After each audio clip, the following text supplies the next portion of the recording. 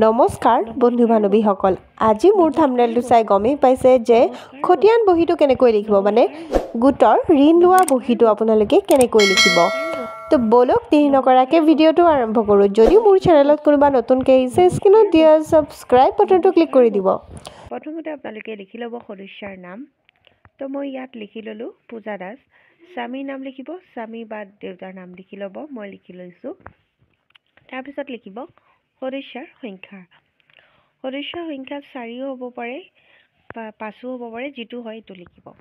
তো প্ৰথমতে লিখিব তাৰিখ পিছত লিখিব সভাৰ সংখ্যা তাৰপিছত লিখিব ঋণৰ উদ্দেশ্য পিছত লিখিব ঋণৰ পৰিমাণ সুদৰ হাৰ মূলধন মুঠ টকা মানে সুদ আৰু মূলৰ মুঠ টকাটো জৰিমনা বাকী থকা মূলধন বাকী থকা সুদ সদস্যাৰ সহি আৰু সম্পাদিকা বা সভানেত্ৰী সহি কৰাব তো প্ৰথমতে ধৰক এইটো জুন মাহত ঋণটো ল'লে জুন মাহৰ 3 তাৰিখে লোনটো ল'লে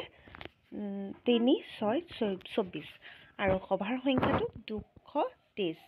তাৰপিছত কিহৰ কাৰণে ঋণটো লৈছে এইটো লিখিব ধৰক বেমাৰৰ কাৰণে ল'লে ঋণৰ পৰিমাণ 15,000 সুদৰ হাৰ কিমান হ'ব 2% আৰু এইখিনি একো লিখিব নালাগে সদস্যাৰ সহি কৰাব আৰু সভানেত্ৰী সহি আৰু ইয়াত একো কৰিব নালাগে এইখিনি এইটো মানে এই খতিয়ান বহীটোত এইখিনি লিখিব আৰু আপোনালোকে যোনে ঋণ ল'ব তেওঁতো আকৌ এপ্লিকেশ্যন দিব লাগিব ঠিক আছে তাৰপিছত ইয়াত 3ৰ পিছত 8 তাৰিখ আহিলে তো ডেটটো উল্টা পুল্টা হ'ল কিয় ডেটটো উল্টা পুল্টা হ'ল কিয় কি যে 3 তাৰিখে টকাটো ল'ল 3 তাৰিখৰ পিছত 5 নম্বৰ সপ্তাহটো যিটো হ'ব এইটো ডেটত কি কৰিব লাগিব টকাটো ঘূৰাই দিব লাগিব তো 8/7/2024 হ'ল তাৰপিছত ঋণৰ পৰিমাণ 15,000 সুদৰ হাৰ 2% তাৰপিছত মূলধন ঘূৰাই দিলে 2,000 টকা আৰু 2 টকাকৈ সুদ হ'লে 300 টকা সুদটো হ'ব তো 2,300 টকা মুঠ দিলে তাৰপিছত বাকী থকা মূলধন কিমান থাকিব 13,000 সদস্যাৰ সহি সভানেত্ৰীৰ সহি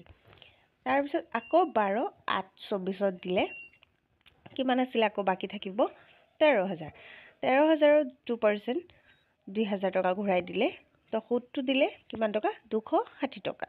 তো 2,260 টকা দিলে আৰু মূলধনটো কিমান থাকিব বাকী 11,000 সাইন কৰালে সভানেত্ৰী আৰু সম্পাদিকা সাইন কৰালে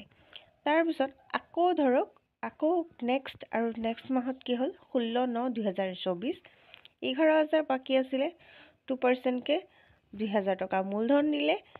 পিছত 2,220 টকা সুদটো দিলে মানে 2020টো 2,000 টকাটো মূলধন আৰু 220টো মানে সুদ দিলে দিয়াৰ পিছত বাকী কিমান থাকিলে 9,000 টকা 9,000ৰ পৰা সদস্যাৰ সহি সভানেত্ৰী সহি তাৰপিছত নেক্সট মাহত কি কৰিলে 21/10/2024 9,000 টকা বাকী থাকিব 2%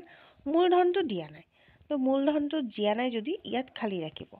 180 টকাটো দিছে মানে সুদটো দিছে মূলধন দিয়া নাই বাকী কিমান থাকিব 9,000 পিছত সিগনেচাৰ কৰাই ল'ব তাৰপিছত আকৌ 25/11/2024 ধৰক তাৰপিছত মূলধন কিমান থাকিব 9,000 তাৰপিছত কিমান ঘূৰাই দিলে 2,000 টকা আৰু কি কৰিলে সুদটো দিয়া নাই তো সুদটো দিয়া নাই সুদটো নিলিখিব তো বাকী থাকিব 7,000 আৰু ইয়াত আছে ন বাকী থকা সুদ কিমান হ'ব 180 টকা সুদ আছে তাৰপিছত নেক্সট মাহত আপোনালোকে কি কৰিব এই 7,000ৰ সুদটো ল'ব আৰু 180 টকাটো প্লাছ কৰি লৈ ল'ব লাগিব বুজি পাইছে এনেকৈ আপোনালোকৰ খতিয়ান বহীটো লিখিব লাগে আশা কৰোঁ মোৰ ভিডিঅ'ৰ গোটেইখিনি কথা বুজি পাইছে মোৰ ভিডিঅ'টো ভাল লাগিলে লাইক কমেণ্ট শ্বেয়াৰ কৰিব চেনেলটো ছাবস্ক্ৰাইব কৰিব ধন্যবাদ